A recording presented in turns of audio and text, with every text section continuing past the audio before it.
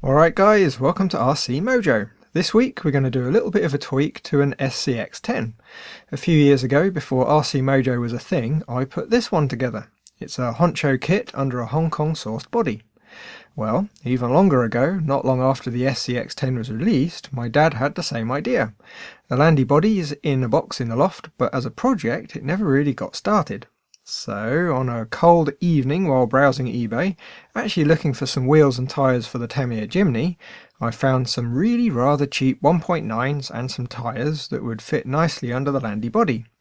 The stock Proline flat irons are nice chunky tyres, but they're just a little bit too big to fit under the landy without cutting the arches. The RC 4-wheel drive mud thrashers are a perfect fit, but they cost getting on for 50 quid a set. They are nice though. Anyway, back to eBay. I found these. 4 tyres that look remarkably similar to the mud thrashers, complete with foam inserts. They look to be well moulded from a nice soft rubber. There's no detectable thin spots, and they're nice and round, and all for the sum of £15, and that includes shipping all the way from Guangdong. Pretty good, I reckon. But that's not all. They come with a set of aluminium wheels too. They're not bead locks, but the whole lot costs 15 quid, so I'm not worried about gluing the tyres permanently. The finish is pretty good. They look like a nice set of steelies. You really can't complain. They come with a load of screws and nuts to look like studs and wheel nuts. The screws go in from the inside, which is a bit of a fiddle. The screw heads are just slightly too big for the clearance around the hex. But they're only for looks, so a bit of forceful persuasion is acceptable, I reckon. When they're all fitted, it looks rather tidy. The foam inserts fit well enough too. A little bit undersized, but that's not a problem. If anything, it'll let the tyre conform to the terrain a little bit easier without emulating a completely flat tyre. Before we fit the tyres to the wheel, we need to clean up the gluing area on the metal. Alcohol swabs work a treat. You can get them in boxes for a few quid. Nice and convenient for cleaning stuff when you don't want to mess with bottles and spray cans. When the wheels are nice and clean, pull the tyre over and massage it so it sits nice and evenly.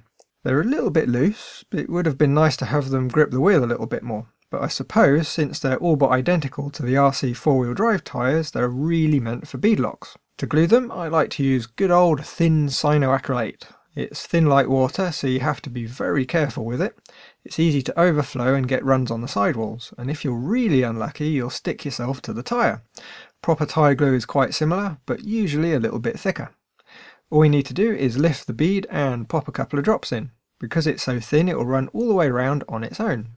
All we need to do is quickly get the tyre back in position and keep pressure on it for a few seconds.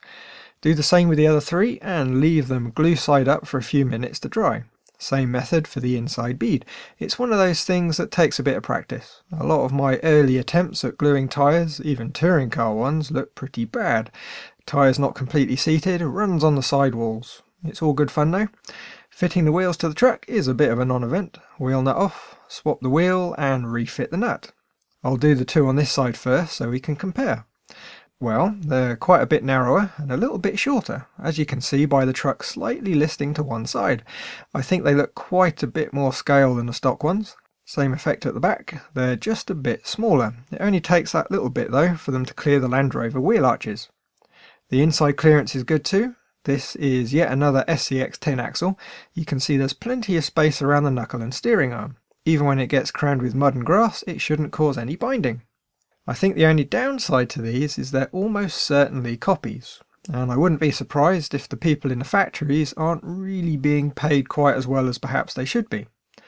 On the other hand, when I placed the order, I was half expecting brittle plastic wheels and a really hard toy RC quality set of tyres.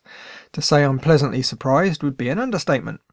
Even with the stock axial body, I think they look quite a bit better than the stock wheels, a bit more appropriate for a 1950s truck.